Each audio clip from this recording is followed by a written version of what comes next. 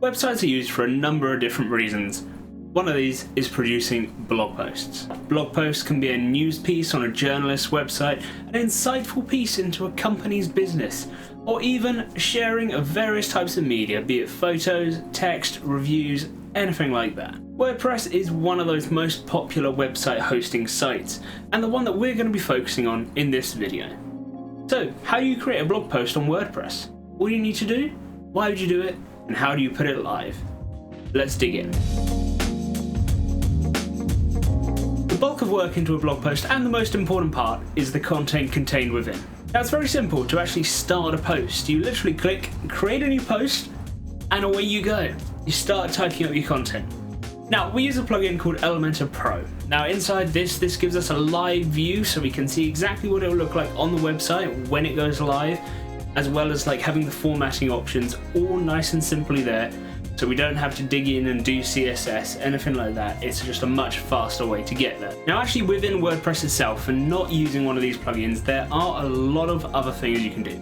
You can embed videos, include images, hyperlinks, stuff like that, so you don't necessarily need to spend money on a plugin like Elementor. You've got all your standard typography features, as well as being able to add your own custom font. The key with any post is to be creative with it. Be that spreading out the paragraph so it's nice and clear, nice and easy to see when you're moving on to a new subject, including your images, having videos embedded, just making the post look creative and draw people in. If you're unsure what the post is going to look like while you're editing it, there is a preview feature built into WordPress that lets you have a look before actually publishing the post. Like I mentioned before, make sure to add images, and embedding video is really good as well. If you've got related video, like what we do with Lang Media, I do these blog videos and we post the blog on the website at the same time and make sure to embed the video there. So if people want to watch a video rather than read the text, depending obviously on when they're accessing the page, you know, if you're accessing somewhere you don't have headphones, you're going to want to be able to read the text.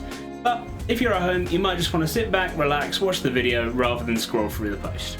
YouTube videos tend to embed pretty well, and we use a custom widget in Elementor that actually lets us control a lot more. We can set looping playback on, stuff like that, as opposed to just having the standard YouTube embed that you can get from any videos page. One top tip: make sure to frequently save your posts as a draft, so if you do ever have any connection issues, you haven't lost any of your work. That's the worst thing. It's like you not having saved a word if you're doing your school project and hours of work is gone. Our next thing to consider is search engine optimization and tags. WordPress has a AIO, SEO, all-in-one search engine optimization feature, and this gives you a score on how your page, your blog, your post is going to do. So what can you do to increase your SEO?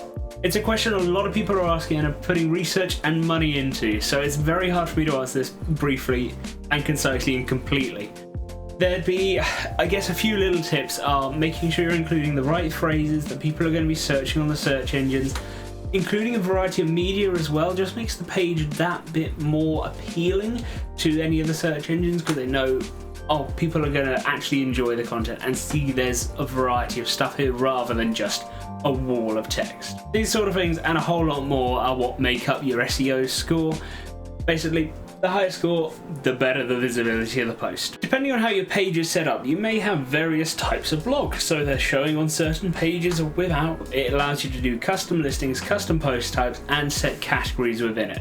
This lets us have various blogs on some of the sites we work on, so you can have it separated automatically, only showing on certain pages. When it comes to actually posting or scheduling the content, it's very simple. Once you've got the page set up, you're happy with your SEO, you can either just press publish and it'll go live straight away, or you can actually schedule it to go live at a specific time. If you're uploading weekly, you may want to have this specific time so people know they can go to your site at this time of day and they'll see a new post. They won't be, oh, is it going to be here? Oh, it's an hour late, I can't read it on my lunch break. That sort of thing. You want to make sure it's consistent and out on time. So that brings us to an end of this video on WordPress blog posts. It is a very minor little overview of how you can do it. There's obviously a lot of other details and a lot of bits you can include that I haven't been able to go into here. If you guys enjoyed this video, make sure to subscribe, because we do weekly videos, be it blogs, top 5 tips, little tutorials like this. We're going to go into a whole lot more detail on various WordPress parts in the future. Gonna start very basics. We're gonna start with headers at some point soon. Until next time, guys, stay safe.